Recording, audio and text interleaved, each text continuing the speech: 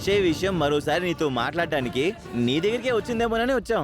ఎక్కడికి వెళ్ళిపోయి ఉంటుంది పాపం? పాపమా? అబ్బా, ఏం జాలి దయ చూపిస్తున్నారే బాబు. అందరం బయటికి వెళ్ళి వెతుకుదాం పదండి. సరేనమ్మా. మావయ్య, అత్తయ్య గారి రూములో ఈ లెటర్ దొరికింది. సూసైడ్ నోటా? కృష్ణ, ఇటువంటి సిచ్యువేషన్ లో అటువంటి లెటర్లే దొరుకుతాయి కదా. నువ్వు నోరు మూసుకో. మావయ్య, అందులో ఏం రాసిందో చదవండి.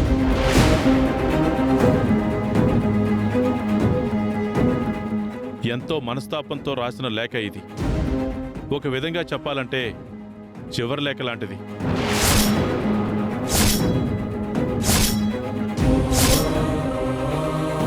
పదహారు ఊర్లతో గౌరవాన్ని అందుకున్న నేను ఈ మధ్యకాలంలో జరిగిన సంఘటనల వల్ల ఊరి ప్రజల దృష్టిలో చెడ్డదాన్నయ్యే విధంగా అలుసైపోయాను.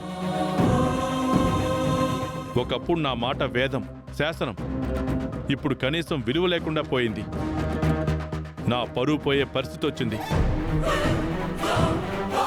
ఊరి కోసం బ్రతికిన నేను ఈరోజు ఆ ఊరిని కాపాడటం కోసం అక్షయను తీసుకుని వెళ్ళలేని దౌర్భాగ్యం పట్టింది. రేపటి రోజున ఊరివాళ్ళొస్తే నా మొహం చూపించుకోలేను. అక్షయని పల్లెటూరికి తీసుకుని వెళ్ళి సమస్యని పరిష్కరించిన తర్వాతే మీ ముందుకొస్తాను. అంతవరకు నా గురించి గాలించొద్దు. గాలిలా ఎటువైపు వెళ్ళిపోతానో తెలీదు. ఇట్లు మీకేమీ కాని వేదవతి.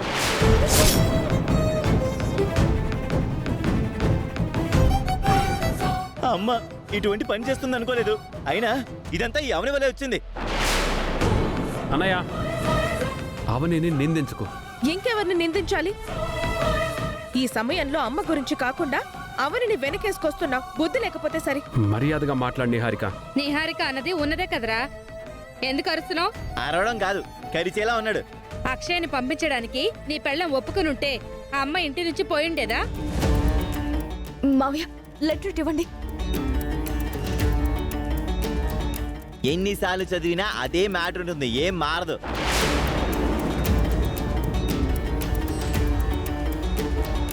లెటర్ని పైనుంచి కింది వరకు చదవడం కాదు, ముందు కూతుర్ని పల్లెటూరికి పంపించే ఏర్పాటు చేయి.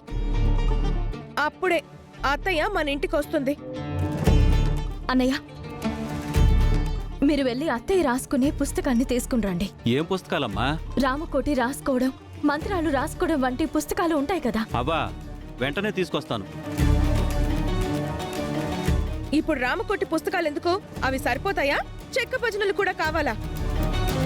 అవని, అవెందుకు తెమ్మన్నావు? విషయం ఏంటో చెప్పు.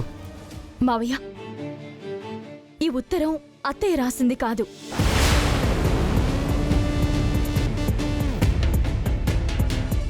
ఎలా చెప్తున్నావమ్మా? ఇది అత్తయ్య చేతి రాత కాదు.